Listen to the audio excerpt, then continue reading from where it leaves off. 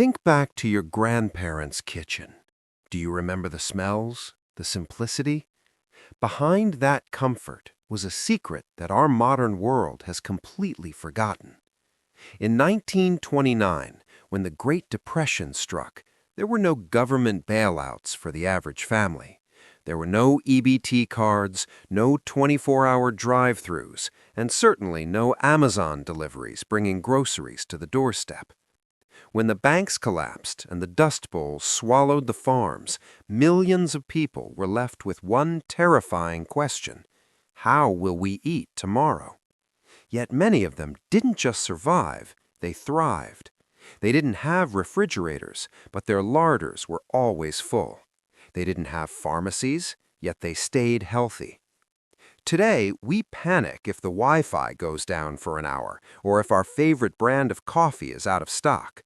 We have become the most technologically advanced, yet most fragile generation in human history.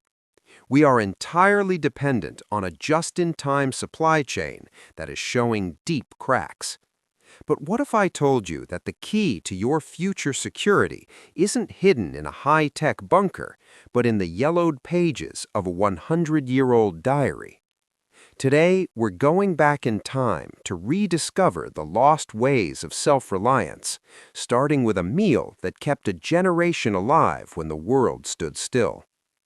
One of the greatest secrets my grandfather ever taught me wasn't about money, it was about meat.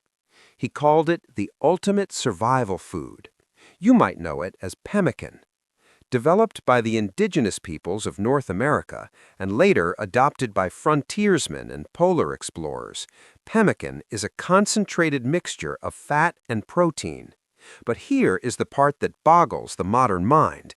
If made correctly, pemmican can stay fresh and edible for 10, 20, even 50 years without a single second of refrigeration. Imagine that. A food that provides all the energy you need to trek across a continent, sitting in a jar on a shelf for decades, unaffected by power outages or heat waves. During the Depression, families who knew how to render tallow and dry lean meat didn't worry about the butcher shop closing. They had a protein bank in their pantry. While we fill our pantries with canned goods loaded with sodium and preservatives that expire in 18 months, our ancestors were stockpiling pure, nutrient-dense energy that could outlive them. Now, I know what you're thinking. How do I actually make that? How do I store food for decades without it rotting?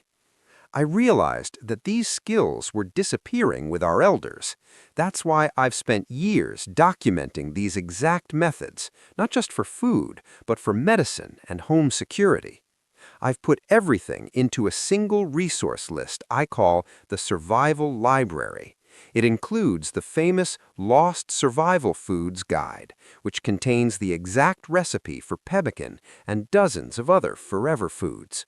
I've placed the link in the description below this video. I encourage you to click it now and just look at the list of what we've forgotten. You can save the link for later, but stay with me because there is a second half to this story, and it's about what happens when the pharmacy doors are locked. My grandmother didn't just cook differently, she thought differently about health. During the hard years, a trip to the doctor was a luxury no one could afford. If a child had a fever or an infection, you didn't drive to the ER, you went to the backyard. She knew that the weeds most of us spray with poison today were actually life-saving medicine. She knew how to use yarrow to stop a wound from bleeding instantly. She knew that the roots of a simple chicory plant could provide pain relief when the stores ran out of aspirin. Our ancestors had a living pharmacy. It was a garden that renewed itself every spring.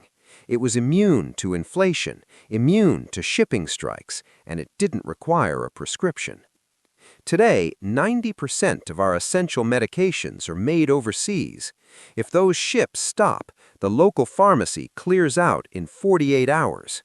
Our ancestors would look at our current dependence and find it madness. They knew that true freedom starts with being able to heal yourself and your family with what the earth provides. We like to think that the Great Depression was a one-time event. We tell ourselves that our modern systems are too big to fail. But history shows us that every great civilization eventually faces a reset. When the trucks stop moving, the first thing to go is the medicine, the second is the fresh produce, the third is the peace of mind. If you look at the price of groceries today, you can see the shadow of the past returning. Inflation is a slow-motion disaster. It eats your savings until you're left choosing between heat and hunger. Our grandparents survived because they weren't consumers, they were producers. They produced their own light, their own heat, their own food, and their own medicine. They had a plan B that didn't depend on a bank or a government. The goal of this video isn't to make you feel afraid, it's to make you feel ready. The wisdom of the past is the best insurance policy for the future. You don't need $1 million to be prepared. You just need the knowledge that our ancestors used to survive the harshest times in American history. I don't want you to have to hunt through old archives or guess which plant is safe. I've compiled the Lost Survival Foods blueprints, the Home Doctor Medical Manual, and the Medicinal Garden Seed Guides into that one single survival library I mentioned earlier. These are the tools that turn a house into a fortress of self-reliance. Click the link in the description below right now. Secure these physical copies. Put them on your shelf. Even if you never have to use them, the peace of mind you'll feel knowing they are there is worth more than any stock market investment. Don't wait for the shelves to be empty to start your garden. Don't wait for the pharmacy to close to learn how to heal. Take a lesson from those who came before us. Click the link, protect your family, and start building your independence today. Because when the world gets complicated, the simplest ways are always the ones that save us.